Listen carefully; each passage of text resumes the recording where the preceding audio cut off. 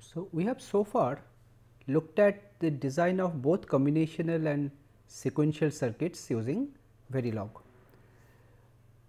The combinational circuits that we had looked at were modeled using the continuous data flow kind assigned statements or even using the various kinds of procedural blocks, typically using blocking assignment statements.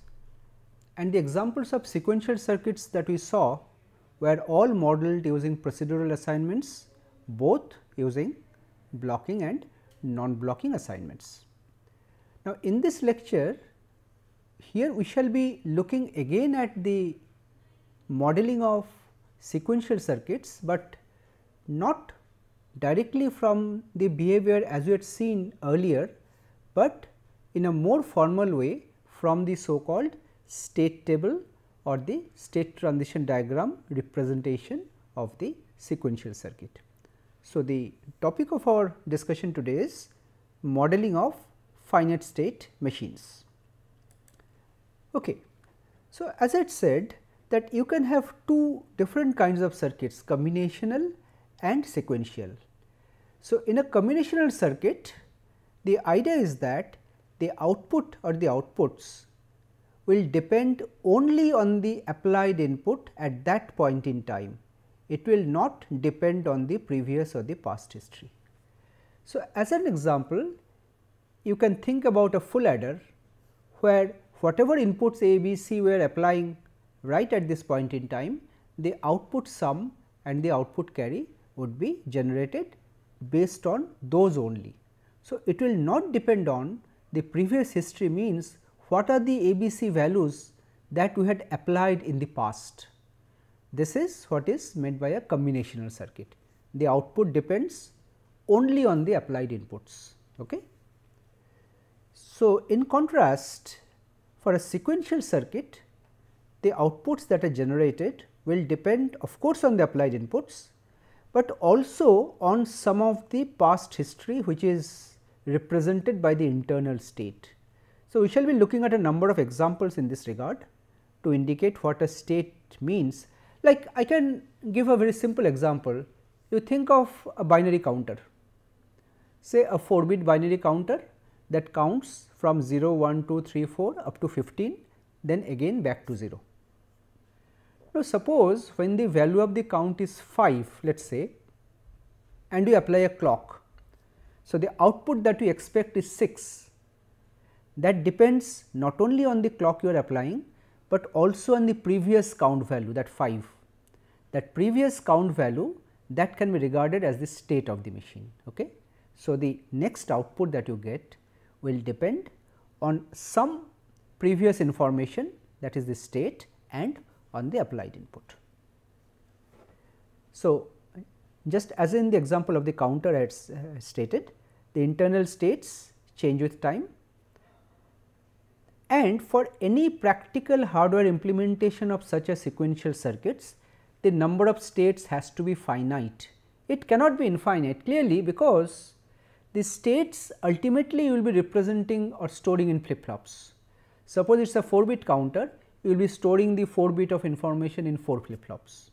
So, if I say there are infinite number of states, then it is not practical to build such a machine, because you will be requiring an infinite number of flip flops. Okay? Fine. So, because of that, the practical sequential circuits are also referred to as a finite state machine. So, there is a concept of a state, number of state is finite, and there is a formal definition of a machine that we will see. And most of the practical circuits that we see around us are sequential in nature, very few are combinational. Now, talking about a finite state machine. So, a finite state machine, or FSM in short, can be specified or represented in the form of a state table or in the form of a state transition diagram. Now, in the examples that we shall be showing, we shall be using the state transition diagram notation, but you recall earlier when we talked about the user defined primitives or UDPs, there the sequential functions we represented in the form of a table, that was an example of a state table. We showed how to create the state table of a D flip flop, D latch, JK flip flop, then SR flip flop and so on. So, those are examples of state table. That same information we can also represent in a diagrammatic form, that is easier to visualize sometimes. We shall be showing such diagrammatic representations here, that is called state transition diagram. And of course, there are some variations which many people prefer to use. So, means one such structure that is used is called algorithmic state machine or ASM. So, I means we will just take some examples of ASM later during the course. So, when we talk about designing more complex systems. So, some examples of FSM, let us say we have a circuit that detects 3 or more 1s in a serial bit stream, means I am assuming that there is one input where a sequence of bits are coming one by one, 1 0 0 1 1 1 0, they are coming continuously in synchronism with a clock, let us say. So, here I want to find out whether there are 3 consecutive 1s in the bit stream or not. So, every time 3 consecutive 1s are detected, the output, again a single bit output, should go to 1, otherwise the output should remain at 0. Okay. So, the output will become 1 whenever it detects 3, at least 3 or more consecutive 1s in the stream. This is what our example here is. Okay. So, this is the state transition diagram. This is how we depict it of this example, a circuit to detect 3 or more 1s. This is the state table description, this is the equivalent state diagram. Let us explain first the state diagram, it is easier to understand, then we shall see the state table. Okay, here the circles, they indicate states of the machine. Now, how many states will be required for a particular description? It will depend on the problem specification. For this case, because we are trying to detect 3 consecutive 1s, we need at least 4 states. What does the 4 states will signify? This A will indicate the initial state, B will mean that we have seen a single 1 so far, C will mean we have seen 2 consecutive 1s, and D will mean we have seen 3 consecutive 1s. So, for this case we need at least 4 states. So, let us see, the notation used are this 0/0 means the first one refers to the input, after slash it is the output. So, this circuit has a single input and a single output. So, suppose I am in the initial state. So, when you reset the circuit, it starts with state A. Now, if I get a 0, so it is not a 1, so I remain in state 0. So, I am waiting for the next one. So, whenever I get a 1, I go to state B, 1/0. So, still I have not got 3 1s, okay, a single one, I go to state B. B remembers the information that I have seen a single one.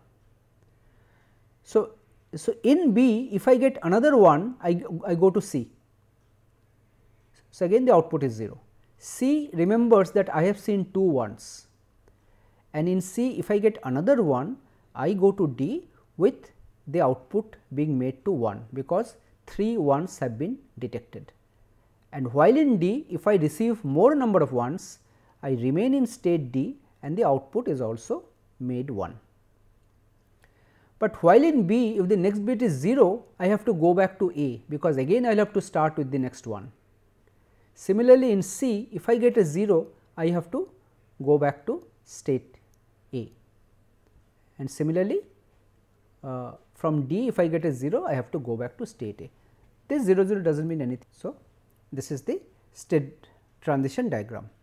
Now, this same information can be depicted in the form of a state table.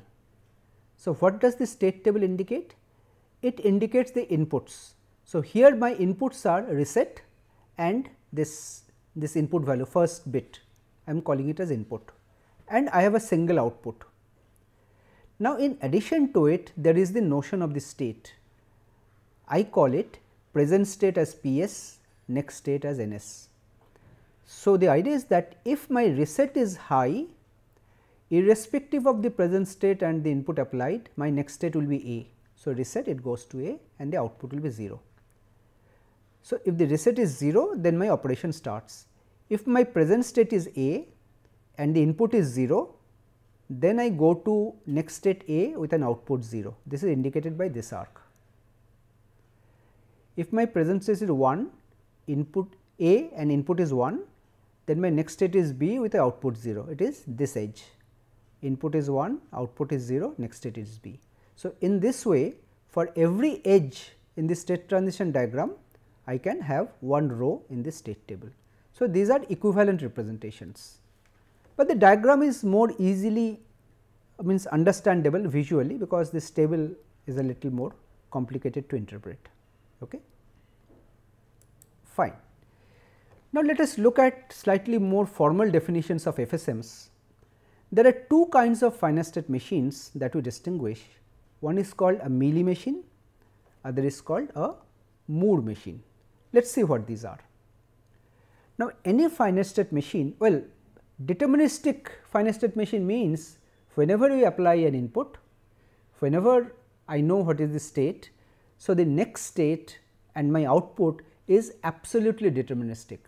So, all practical circuits are deterministic, but for modeling, theoretically there is another kind of FSM which is also defined, which is called non-deterministic, but from the practical design point of view, we are only considering deterministic FSMs. Okay.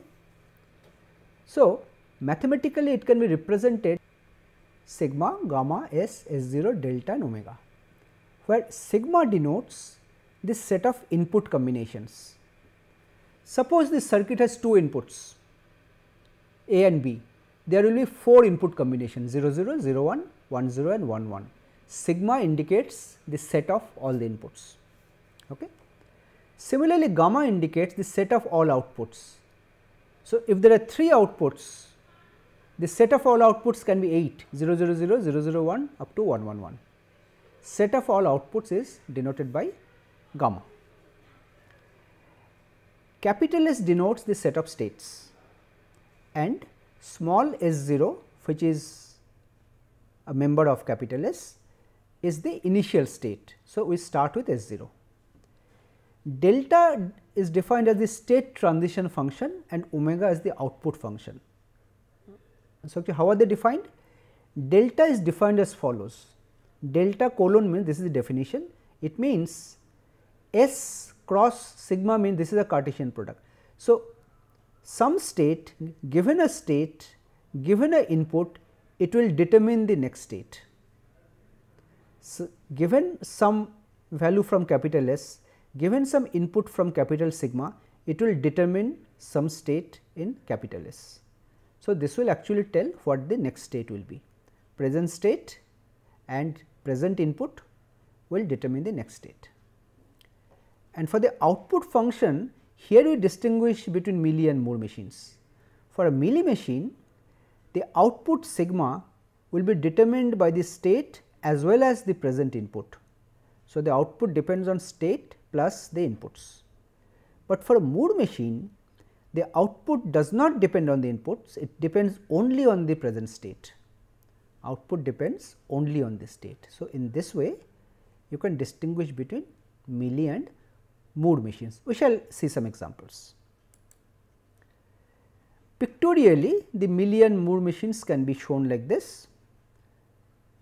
You see, for both Mealy and Moore machines, there are two functions, one is the next state logic, other is the output logic. The next state logic is actually the delta function. It takes a primary input, it takes my present state which is stored in flip flops and it generates my next state. This is a combinational circuit, NS logic. Okay. And the output logic is again similar.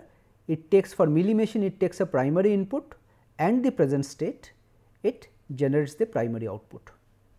So, for a Mealy machine, the output is dependent on the primary inputs as well as the state. But for a Moore machine, the output is dependent only on the state, not on the inputs. This is the difference. Okay. Fine. Let us take an example. This is an example of a Moore machine. So, means our example is very simple. Let us assume that there are 3 lamps, red, green and yellow. So, there is a circuit, there are 3 output lines, the 3 lamps are connected to the 3 output lines, and there is a clock signal which is coming. There are no separate inputs, there is only a clock, and these 3 lamps are supposed to glow cyclically with a fixed time interval, let us say 1 second interval. Now, clearly here the finite state machine will be having 3 states, because you will have to remember that which lamp had glown in the last state, because it was red. If it was red, then next time the clock comes it should be green. If it is green, next time clock comes it should be yellow, and from yellow it should be red. So, this can be captured by a state transition diagram like this, red to green, green to yellow, yellow to red. So, this is very simple. Okay. There are no separate inputs, a very simple finite state machine. This is a Moore machine because the output depends only on which state it is in. It does not depend on the inputs, because there are no inputs in this example, the input set is null. Okay? Fine. So, let us see how we can code this example in Verilog, red, green, yellow. So, the first thing is that let us make some assumptions. Let us say I define 3 states S0, S1 and S2. So, I define S0 as red, S1 as green and S2 as yellow. So, talking about the finite state machine, you can have it like this, say this is S0, this is S1, this is S2. So, when you are in S0, if there is a clock, there are no inputs. So, you can write a dash, your this S1 should glow. S1 means green, red, green, yellow, or means if you put it in that order, red first, green, then yellow. So, if it is green, so there should be red, green, yellow, 0, 1, 0 should be the output. And when in S1 if a clock comes, again there are no inputs, S2 means yellow, red, green, yellow, and in S2 if a clock comes, you go to S1, it is red. So, first one will be 0. So, this will be my state transition diagram. There are no inputs, but there are 3 outputs and there are 3 states. Okay. Now, the point to note that is that here we are talking about hardware implementation. So, there are 3 states. So, we need 2 bits to represent the states. Okay. Let us say S0 we can indicate by the state 0 0, this S1 we can indicate by a state 0 1 and S2 by 1 0. Okay, this 1 1 is an invalid state, 1 1 will be an invalid state. Okay, fine. So, let us see how in Verilog we can code this state transition diagram. So, we have declared a module where there is only clock as the input, clock and light is the output. Light is a vector, there are 3 lights, red, green and yellow, clock is an input, and we are declaring the state as a 2-bit variable 0, 1, 2 bits. And for convenience, for ease of understanding, we are declaring a parameter constants, S0 we are calling it as 0, S1 as 1, S2 as 2. You see, in binary 0 0 means 0, 0 1 means 1, 1 0 means 2. So, S0, S1, S2 we are denoting by the decimal number 0, 1, 2. Okay. Similarly, the 3 colors of the lamps we are again defining as a parameter for convenience. Red we are declaring as a 3-bit number 1 0 0, green as a 3-bit number 0 1 0, yellow as a 3-bit number 0 0 1. This will indicate which lamp we are glowing. First one is red, second one is green, last one is yellow. Now, our description is very simple. Here we are executing this procedural block triggered by the positive edge of the clock. So, whenever there is a positive edge of the clock, we are seeing in which state we are. Suppose we are in state S0, well, and a clock has come. So, my next state will be green. So, my state will be changing to S1, this S1 will be indicating the green state, you recall, S0 is red, S1 is green, S2 is yellow, okay. And my current output will become green. Now, if I am state S1, which means green, and if a clock comes, my next will be yellow. So, state will go to S2 and my light will be yellow, and if it is in S2 in yellow, state will again go back to S0 and it will glow the red light. Now when the circuit starts up, suppose the states, the flip flops are they start with the 1 1 state, something else.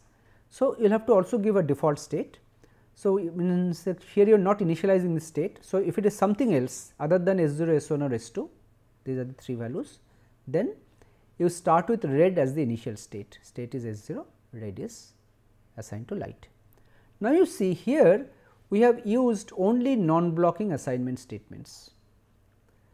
So, if this is given to a synthesis tool, the synthesis tool will be generating a circuit where for the state it will generate 2 flip flops because it has to remember it, and because of the non-blocking assignments we have used, for light also it will be using 3 flip flops, and for every positive edge of the clock this assignments will take place, right. So, I have also shown a sample test bench for this circuit to show how we can write a test bench. You see here we have defined this clock as reg and the output of this circuit light as wire 3 bit. We have instantiated it, called it lamp. In this initial block we have started by initializing clock with 0 at time t equal to 0, and in this always block after delay of 5 we are writing clock equal to not clock, which means I am generating a clock signal with a time period of 10 units. It starts with 0, after 5 it goes to 1, after 5 it goes to 0 again, and so on, it repeats. Well, and here I am just applying clocks, and here I am saying I initialize clock to 0, then this always block will take over, and at type 100 I finish, because here I have no separate inputs to apply in this example, the clock is the only input. So, whenever a clock comes, the lamp will change from one to the next. Okay. And in the just initial thing, there is another block where I have specified a dump file where to dump the values, value change dump, and 0 test cyclic lamp means that here all the variables I want to dump. And also I have given a monitor where I am asking that you display the time and RGOI equal to B, the value of light. So, if you just run the simulation, we get an output like this. So, you see that initially at time t equal to 0, this RGY are not initialized because clock has not yet come. So, the values are XXX. So, at time 5, first positive edge of the clock comes. So, it gets initialized to red because it is the default case. Initially it was XXX. So, default it starts with X, and with a clock period of 10, 15, 25, 35, 45 like this it goes, and you see red, then green, then yellow, again red, green, yellow. In this way it continues, and it will continue till 95 because at 100 you are finishing. So, it stops here, right. So, as I had said that in this solution 5 flip flops will be synthesized, 2 for the state variables and 3 for the light. Okay. This is because we have used non-blocking assignment triggered by clock for both state and light, this as I said. But you see, for this design, do you really need this? Do you really need to store the lamp output values in a flip flop? Because if I know the state, then I will know that which lamp to glow. Okay. So, if I know that I am in state S0, it means red should be activated. If I know I am in state S1, I know green is to be activated. So, I really do not require a flip flop to store the value of the outputs. Storing the state is sufficient, but because of the way I have specified the design, the synthesis tool is generating flip flops also for the outputs. Okay. So, let us see how we can overcome this. So, we make a modification. So, when we split the always block into two always blocks. First thing is that all assignments to light will be made in a separate always blocks, where we use blocking assignments and not by clock, because whenever you specify an always block triggered by a clock, the synthesizer will be made to believe that you are trying to do something in synchronism with the clock, and hence you have to synthesize them as flip flops or registers. But if you are using a blocking statement, then the synthesizer will analyze that, well, do you really need to store the values, or is it a pure combinational circuit? It will try to decide. Okay. So, the modified Verilog code will look like this. So, you see, here we have split the always block into two. So, in the first always block, the first part is the same, no change. So, in the first always block, we are triggering it by the positive edge of the clock, and what is happening here? Only the state changes, nothing else. We are doing a case on state. So, if it is in state S0, my state will become S1. If it is in state S1, it will become S2. If it is in S2, it will become S0, and default it will start with S0. Okay. Now, in another always block, here I am using, you see, blocking assignment statements, and I am triggering it not by clock, but by state. So, whenever state changes, you do this. What you do? If the state is S0, you glow red. If the state is S1, you go green. If it is S2, then yellow, and default, since you are starting with S0, it will be red. Okay.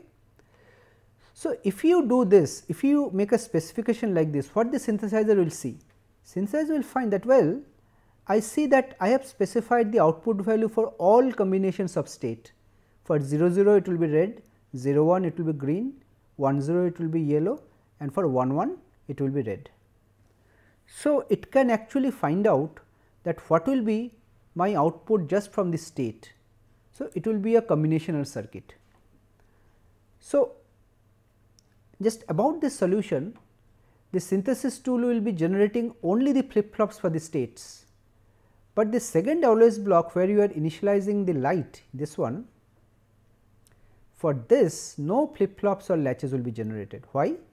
Because I can create a truth table where depending on the states I can uniquely identify the values of the light. So, I know if it is 0 0, 0 1 or 1 0 which light to glow. But if it is 1 1, it is an invalid state. So, the output will be XXX.